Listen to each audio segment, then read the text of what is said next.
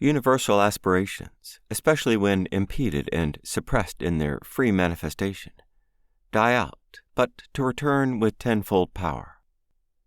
They are cyclic, like every other natural phenomenon, whether mental or cosmic, universal or national.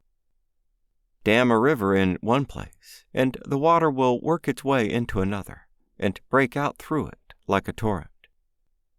One of such universal aspirations, the strongest perhaps in man's nature, is the longing to seek for the unknown, an ineradicable desire to penetrate below the surface of things, a thirst for the knowledge of that which is hidden from others.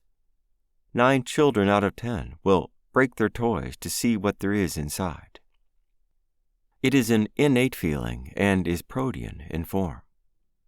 It rises from the ridiculous, or perhaps rather from the reprehensible to the sublime, for it is limited to indiscreet inquisitiveness, prying into neighbors' secrets in the uneducated.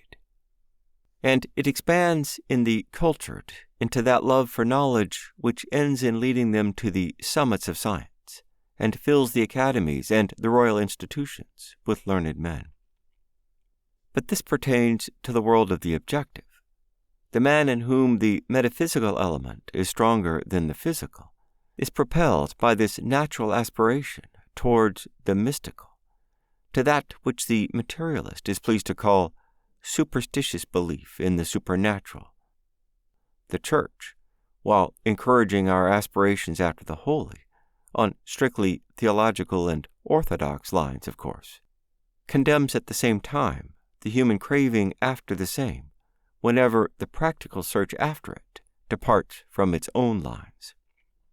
The memory of the thousands of illiterate witches and the hundreds of learned alchemists, philosophers, and other heretics, tortured, burnt, and otherwise put to death during the Middle Ages, remains as an ever-present witness to that arbitrary and despotic interference.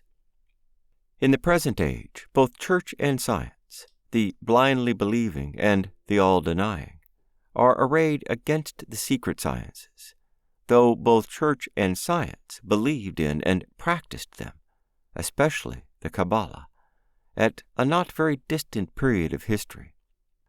One says now, it is of the devil, the other that the devil is a creation of the church and a disgraceful superstition.